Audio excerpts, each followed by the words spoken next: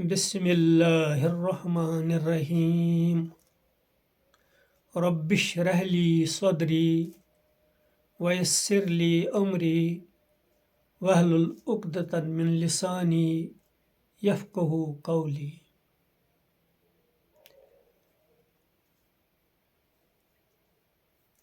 آج کا ٹاپک ہے شرک ناقابل معافی۔ اسلام میں گناہ کا یہ تصور نہیں کہ ایک بار اس کا ارتکاب کرنے کے بعد اس کی معافی نہیں ہو سکتی۔ اسلام کے مطابق توبہ اور اعتراف کے بعد ہر گناہ معاف ہو جاتا ہے۔ البتہ شرک ایک ایسا گناہ ہے جو خدا کے یہاں قابل معافی نہیں۔ قرآن میں ارشاد ہوا ہے، بے شک اللہ اس کو نہیں بخشے گا کہ اس کے ساتھ شرک کیا جائے، لیکن اس کے علاوہ جو کچھ ہے اس کو جس کے لیے چاہے گا اللہ بخش دے گا، اور جس نے اللہ کا شریک ٹھہرایا تو اس نے یہ طوفان باندھا۔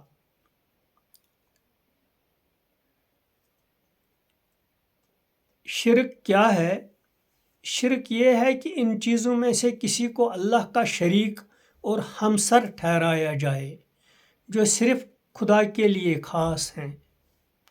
مثلاً کائنات کی تخلیق اللہ نے تنہا اپنی قدرت سے کی ہے۔ اب اگر کوئی شخص تخلیق کے اس عمل میں کسی اور کو شامل کرے تو وہ شرک ہوگا۔ اللہ کائنات کے نظام کو تنہا چلا رہا ہے۔ اب اگر کوئی شخص کسی اور کو بھی کائنات کے نظام میں متصرف مانے تو یہ شرک ہوگا۔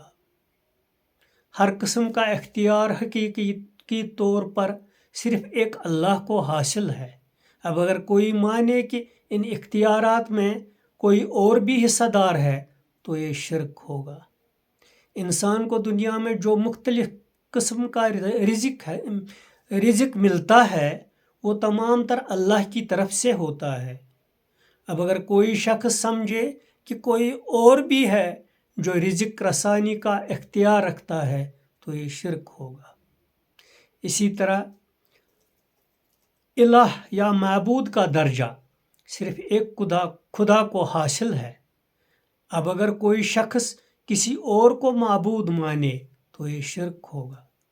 اسی طرح عبادت کی قسم کے تمام اعمال صرف ایک خدا کا حق ہیں۔ اب اگر کوئی شخص خدا کے ساتھ کسی اور کی عبادت کرنے لگے تو یہ خدا کے ساتھ شرک ہوگا۔ اسی طرح قرآن کے مطابق حب شدید اور خوف شدید